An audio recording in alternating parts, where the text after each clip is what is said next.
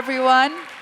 I'm Zainab Selvi, and I have the great honor to be on stage with the India's biggest movie star, AAMIR Khan. Thank you.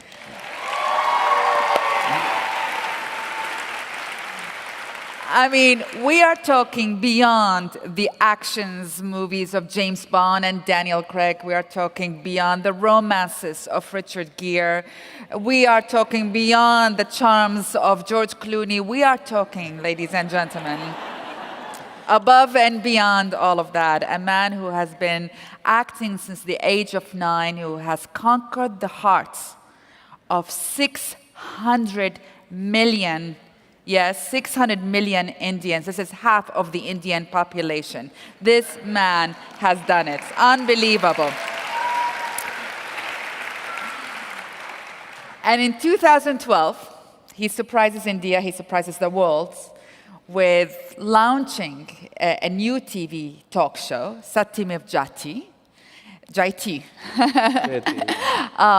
that tackles social issues, taboos, heads on. I mean, you just put yourself out there. What inspired you to do that? Well, a very good evening to everyone here. I think it started somewhere when I was a very small child, and it began with my mother, I think.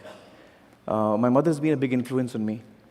And I'll narrate an incident of my life which stayed with me all along, and that's, I used to play a lot of tennis when I was a kid, and competitive tennis, you know, state level, national level. I was pretty good at that time. And she knew how anxious I was about the game, how much I loved the game. And every time I had a match, she'd be waiting for me to come home. And when I would come home, she'd ask me, did you win, did you lose? Usually I would win, so my answer would be, I won. And then, after about 5 minutes, the first time she did it, it really shook me.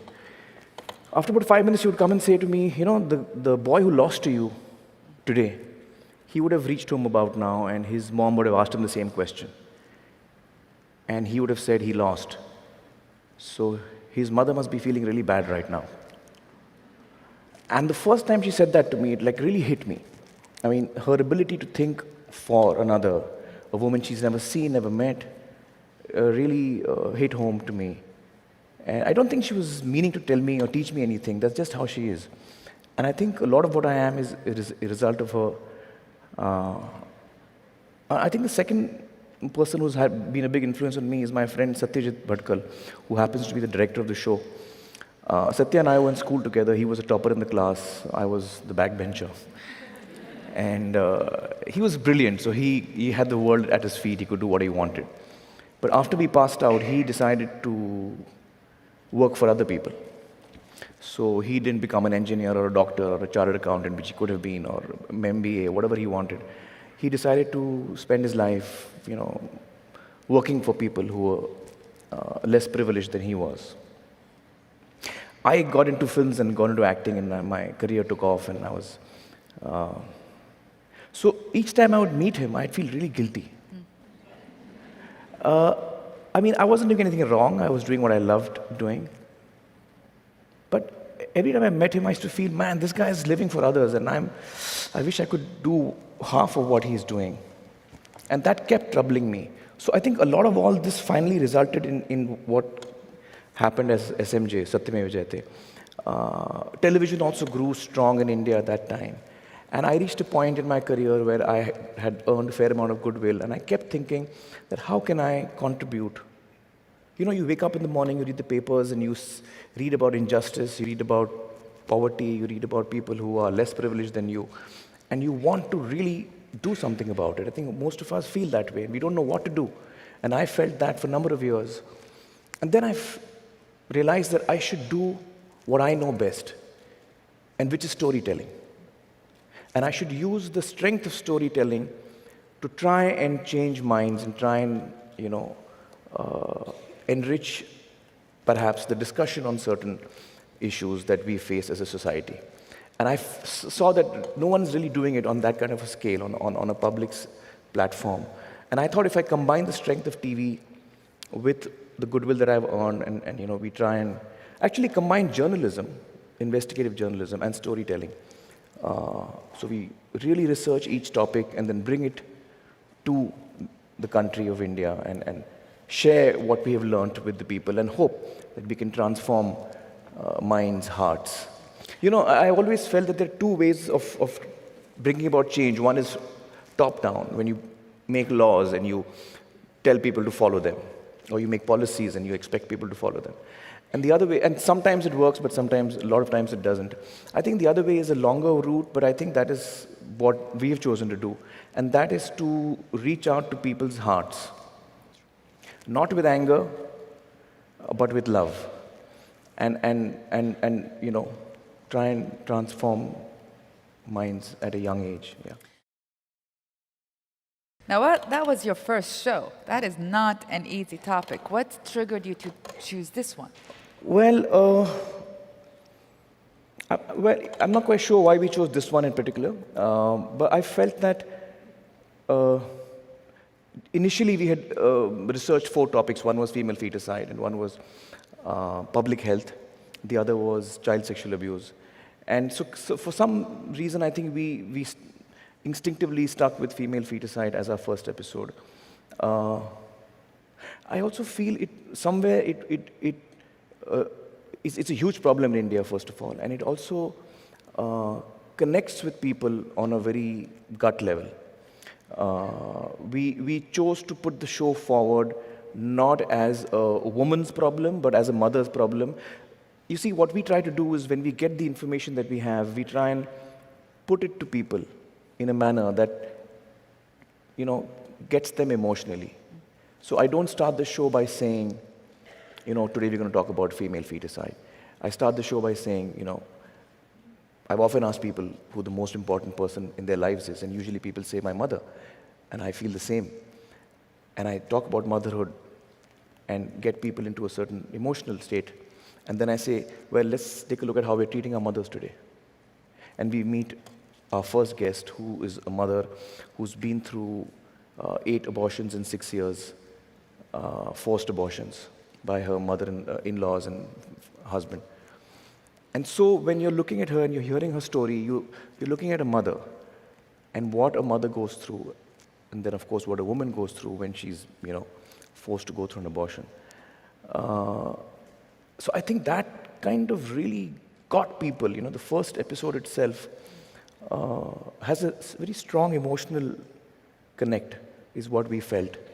And that's why I think we chose female feticide as our first episode. And you'll be happy to know that, you know, in 2011 was when the episode aired. And before that, the census that was carried out had a certain numbers. It was, the national average was 914 girl childs against 1,000 boys born every year.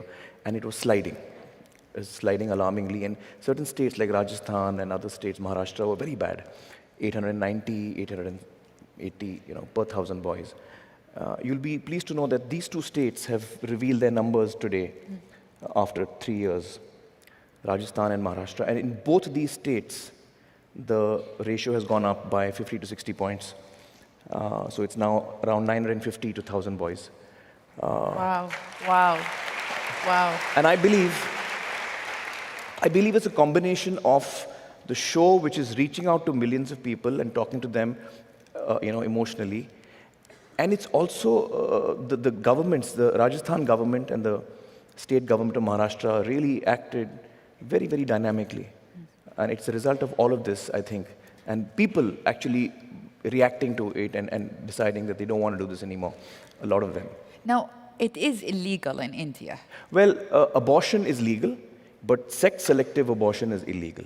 And that itself is strange. I mean, in the US, I don't think there's a law in which you cannot ask your doctor what the sex of the baby is going to be. Because in the US, the doctor doesn't expect you to go and abort the child if it's a girl. So you don't need a law over here which tells you that. So in India, we have a law where you cannot ask the doctor what the sex of the child is. And the doctor is not allowed to tell you. So both the doctor and the parents could be in jail if they ask the question and that question is answered. Now this law is actually, it tells us what we are. This law is needed for us, unfortunately. Otherwise, in other societies, you don't need this as a law. Usually you celebrate. I have a girl. Yeah. There's another law we have in India where as a criminal, you can't stand for elections. You need a law for that. I mean, it's sad. What I'm saying is sad. It's like black humor, because if a criminal stands for elections anywhere in the world, he won't get a single vote. But in India, we have to have a law, because as Indians, we've in the past seen that we do end up voting for criminals. So we need to have a law which tells us you can't stand for elections if you're a criminal. So you see, these laws actually tell us also a lot about what we are. Contextualize it for people who live here in the US. I would imagine about 90 to 95% of people in India have either given dowry or taken dowry or both. So when you're communicating to the huge majority of the country and telling them that what they have been indulging in perhaps is not the best thing to do, and most probably the TV that they're watching your show on has also come in dowry. So you have to, which is why it is so important for us to communicate this with love. And we had this discussion very early on with the core team. I said, with what driving emotion are we doing this show? Are we doing this show with anger? Because then our conversation is different. And I'm not doing this with anger. I'm doing this with love, because I really feel that only with love can you actually, affect a person and bring about change. There are so many things that we need to, and we have to look inward, and I'm included in that. I'm not excluded in that. We have to look inward, at ourselves. But did it make people uncomfortable that you touched on these how did they respond? Well, by and large, the huge majority, the very positive thing I want to tell you is that the huge majority of Indians has just loved the show. And that speaks a lot for what India is today. It speaks a lot for the fact that India wants to change. India is ready for change. I mean, I would have imagined, none of us had imagined a show which is picking such heavy topics would be so popular across the country. And the fact that it is so popular really speaks well for us as Indians today. That we have issues, we have problems, but we want to leave them behind, we want to come out of them, and we really want to move ahead and improve ourselves. I think that's what the success of the show tells us. Has there, how do you come up about choosing the subjects? We have a lot of fights. And are there subjects where you say, we're not going to touch that? No, so far, that's never been the case. We've picked really difficult topics as well. One of our really difficult topics was untouchability, which is a big issue in India. The constitution of our country says that we're all equal. But in reality, that's not so yet. It's a journey that we have to, it's still a journey that we are on to reach there. Sure, equality is an issue in a lot of societies, I think, but in India, because of the way the caste system is, it just makes it a lot more complicated. And that's a very touchy topic as well. It's a topic that people feel very emotionally about. And 15% of India, roughly 15% of India is Dalit, which is the untouchable caste. And so therefore 85% is not Dalit. And we are communicating with the 85% of country, speaking to them about, what are we doing? What are we doing? Is it right? Are we comfortable with it? So how did you go about that? Well, we in all our shows, in all our topics, we're just honest, but we do it with a lot of love. We do it with a lot of love, so that people. Let me say this much: that while the majority of the people have loved our show, there has been a minority, probably in every topic, that doesn't like us. Like there are a couple of men's organizations which hate me. They keep writing to me emails about men's problems, and why don't you take up men's problems? So we did, in fact, in our last season, we picked up masculinity. What is it to be a male? Because we figured that unless we relook at and hopefully redefine what a man is, things are not going to change.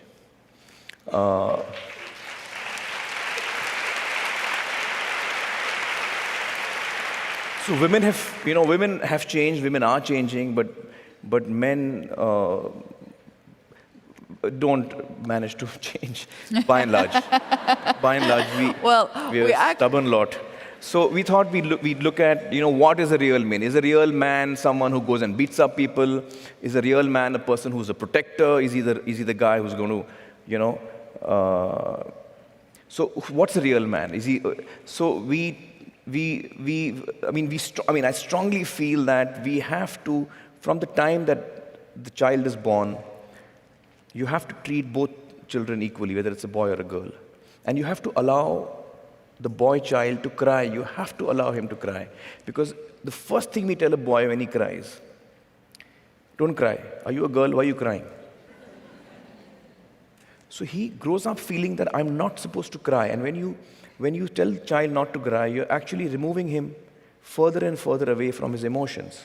He's feeling something and you're not allowing him to feel that. So you're distancing him from his emotions.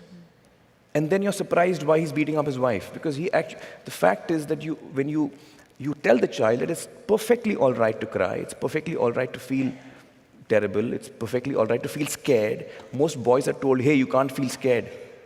You're a boy. Are you scared of the dark? Come on, go on. Go to the roof alone. So boys feel scared, and we have to tell a small child of 4 that it's all right to be scared. And so that boys can grow up more sensitive. Right now, we are creating boys, we are working towards creating boys who grow up to be insensitive. There's a portion of the show in which I'm told by another man. He says that in India, real men don't cry, and real men don't hold their wives' hands. The wife walks 2-3 feet behind. Now, you must understand, India is a large country. So when I'm saying this, don't take it literally. This is mostly in rural India, and there are a lot of extremely progressive people in India as well. So I don't want to give you all the wrong impression.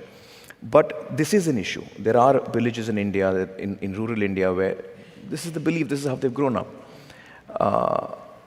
So on the show, I did say, I said, based on all of these definitions of what a real man is, I am completely not a real man because I hold my wife's hand all the time. I hug my children. You're not supposed to hug your children. You're not supposed to show affection to your child as a male, a true male. So I hug my children all the time. I cry all the time. I was crying just before I entered the stage. That's true. It is true. Yes. We were both crying, actually. I was listening to, what's her name? Saida? I guess yes. I was listening to her speak and I was in tears. So I cry all the time. Have you cried on movies, on TV? On TV, every episode of mine, yeah.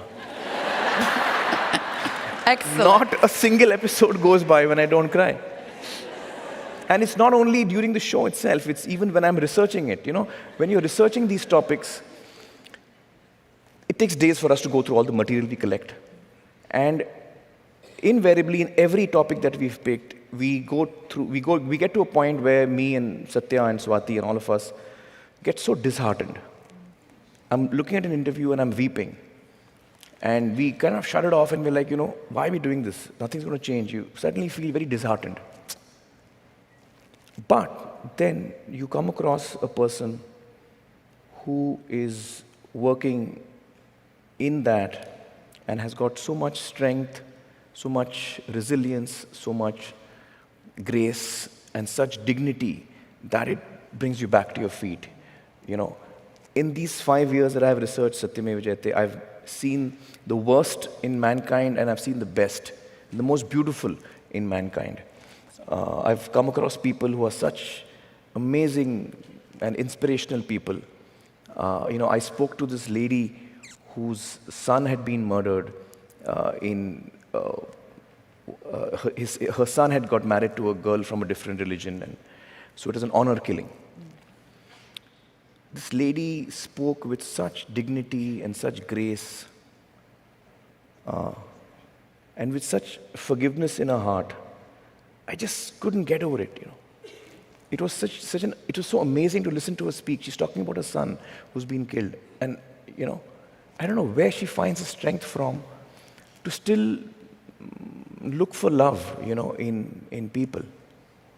I was speaking to these two women. We often assume in India that women who are from rural India are uneducated and therefore not as strong as women from cities, etc., etc. So these two women who, in the same episode of honor killings, one woman's son and the other woman's brother was killed. And they were ostracized from the village. They were targeted. They were not sold anything. Nobody spoke to them in the village. So the ashes are taken in what is called a kalash, like a pot. That pot was not sold to them. That's the kind of segregation they faced in the village.